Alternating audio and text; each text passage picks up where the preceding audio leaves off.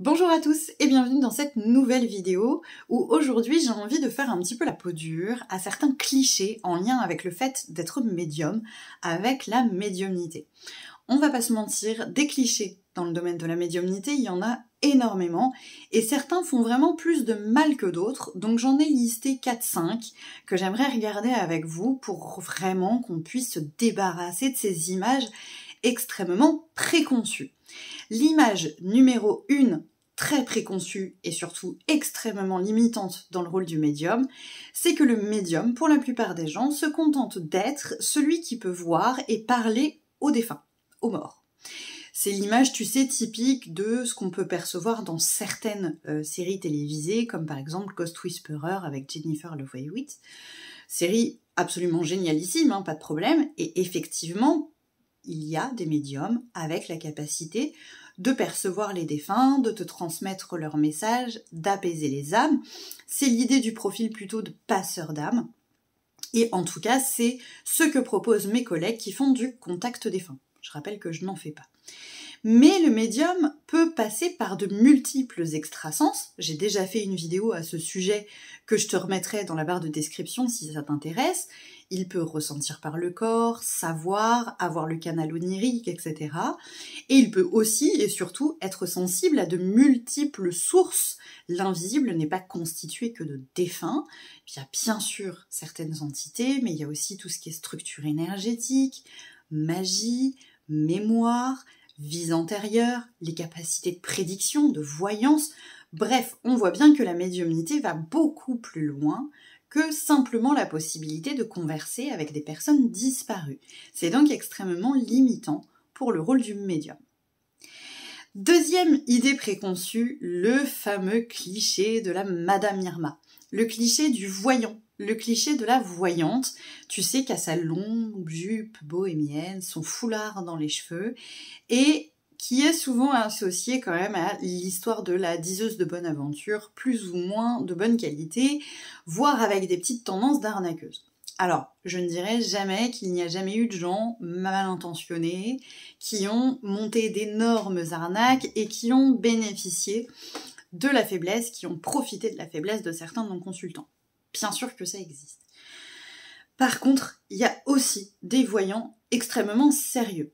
Bon, vous le savez si vous avez déjà vu la vidéo où je vous l'explique, que je ne propose pas de voyance. Je ne veux pas prédire l'avenir. C'est un choix personnel, ça ne veut pas dire que je ne suis pas capable de le faire, c'est juste que je ne veux pas le proposer en consultation.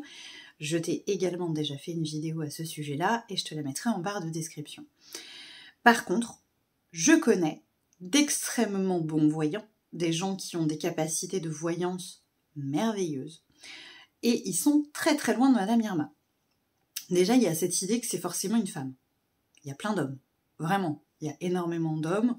On est très loin de la boule de cristal et on est très loin des prédictions pseudo possibles pour tout le monde.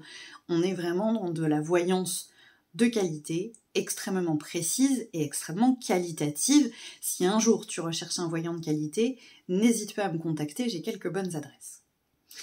Le troisième cliché dont j'aimerais qu'on se débarrasse, c'est celui du don, de l'élitisme en lien avec la médiumnité.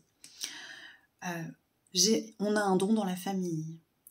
J'ai été initiée par un grand maître, mon grand-père, bref. Il y a toujours eu cette notion du fait que la médiumnité n'est pas accessible à tout le monde, que c'est un don de naissance, ou que c'est un don de famille, ou que c'est quelque chose qu'on a choisi de nous transmettre parce qu'on est quelqu'un d'absolument exceptionnel. Ouh là là, attention, énorme warning sur l'ego spirituel, où j'ai déjà fait une vidéo aussi. Alors attention, la médiumnité n'est pas un don. J'en ai déjà parlé, on a tous, absolument tous, de l'intuition, des capacités extrasensorielles. Alors évidemment, chez certains, c'est plus évolué que d'autres. Chez certains, il y aura besoin de plus de travail. Chez certains, il y aura un côté un peu peut-être inné. Je n'aime pas utiliser le mot d'inné parce que pour moi, ça a été travaillé peut-être en d'autres temps, en d'autres lieux, dans d'autres vies. Il y a des choix d'incarnation et tout le monde ne veut pas devenir médium, ça tombe bien. Comme tout le monde ne veut pas devenir plombier. Par contre, il n'y a rien d'élitiste là-dedans. Vous le savez, j'initie les gens aux soins énergétiques, aux pendules, à se protéger, à réaliser des guidances. Si je le fais, c'est parce que je suis vraiment totalement persuadée que tout le monde peut le faire. Tout le monde, avec de la bonne volonté et du travail, peut développer, travailler ses extrasens. Et il n'y a vraiment rien d'élitiste là-dedans. Et enfin, j'aimerais que vous réfléchissiez, quand on utilise le mot de don, au fait que la médiumnité n'est pas toujours que joie et volupté, qu'il y a aussi des inconvénients à la médiumnité. Ça dépend comment on le vit. Mais aller dire à un enfant, clairvoyant, clairaudient, tiens, qui a le fameux cliché du début, qui est capable de voir des défunts dès son plus jeune âge, aller lui demander s'il est content d'avoir ce don lorsqu'il voit des morts au pied de son lit à 5 ans. Est-ce que vous pensez qu'il va considérer ça comme un don ? Voilà, je voulais juste revenir là-dessus quand même rapidement.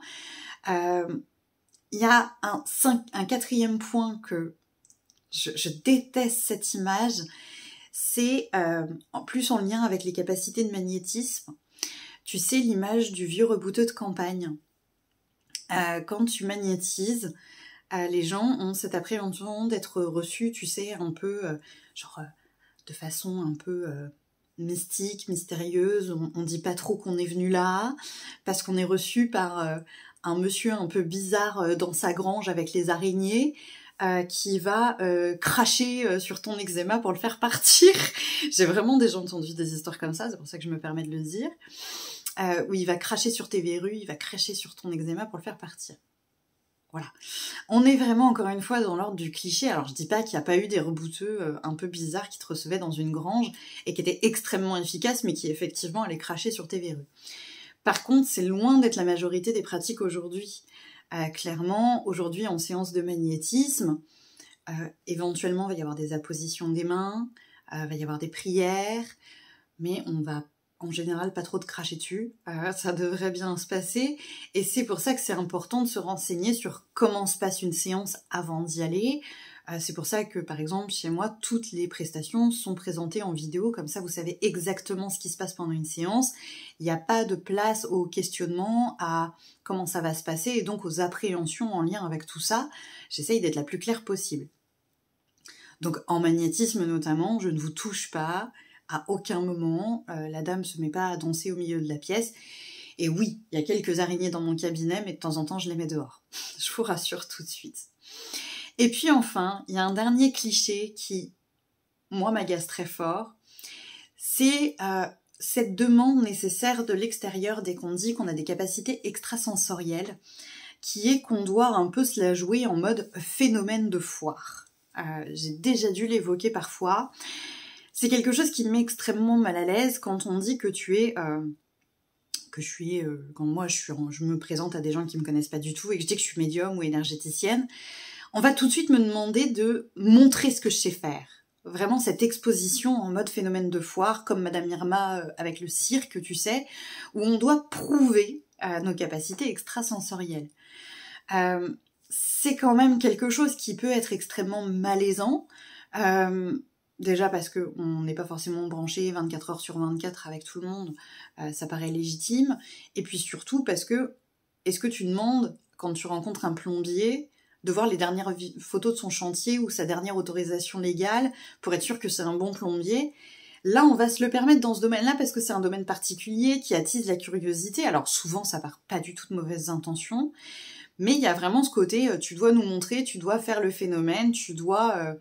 c'est presque une notion divertissante finalement, genre on peut en rigoler, on peut rigoler avec tes capacités et que tu nous montres un petit peu et qu'on passe un bon moment avec ça. Et enfin le dernier cliché que j'ai vraiment envie un peu de soulever, c'est parce que c'est très lié au fait que c'est un don, le médium ne doit pas faire payer ses prestations. Alors je sais que certains choisissent de ne pas faire payer leurs prestations, parce que ils n'accompagnent que leurs proches, ou ils n'accompagnent que très peu finalement. Mais c'est vrai que je trouve ça quand même un peu délicat de dire, puisque c'est un don, tu dois pas faire payer. Est-ce que vous demandez à un pianiste génial de pas se faire payer ? Est-ce que vous demandez à un professeur qui a une vocation immense pour l'enseignement de pas se faire payer ? C'est extrêmement délicat comme sujet, parce qu'il y a le lien à l'argent, il y a le lien à la médiumnité, deux trucs un peu malaisants, tu les mets ensemble, comme ça tu t'en débarrasses. Le médium qui file un coup de main et qui accepte de filer un coup de main le fait de bon cœur. Ça m'arrive très régulièrement d'offrir des prestations. Alors, vous le voyez par exemple sur les concours, sur Instagram, sur Facebook, mais ça c'est que la partie immergée de l'iceberg. Ça m'arrive réellement d'offrir des prestations à des gens qui en ont besoin. Ça m'arrive aussi d'être hyper arrangeante sur les facilités de paiement, etc. Certains consultants pourront le dire. Par contre, j'ai décidé d'en faire mon activité à part entière. J'ai décidé d'être entièrement disponible pour mes consultants. Et ma médiumnité ne remplit pas mon frigo si je ne fais pas payer mes consultations. Il faut quand même bien se le dire. Oui, je reçois des bénédictions quand je me mets au service de l'univers, mais je ne reçois pas forcément un salaire de Papa le Ciel, de vos équipes techniques, de vos équipes célestes, de vos guides, de vos anges, évidemment. Donc, il y a quand même quelque chose à voir à ce niveau-là, et peut-être reconsidérer les choses. Quand la personne choisit d'offrir ses capacités de médiumnité parce qu'elle le fait sur son temps libre, parce qu'elle le fait uniquement quand elle en a envie, ou quand elle est en lien avec des gens qu'elle apprécie très fort, c'est pas la même chose que quelqu'un qui choisit d'en faire son activité à temps complet et qui se met finalement à votre service au quotidien. Voilà pour cette petite vidéo sur les clichés sur la médiumnité. Peut-être que j'en ai oublié, dans ces cas-là, n'hésite pas à me dire en commentaire s'il y en a que t'aimerais que je fasse une vidéo dessus ou qu'on en discute en commentaire tout simplement. Merci d'avoir regardé cette vidéo et à très bientôt.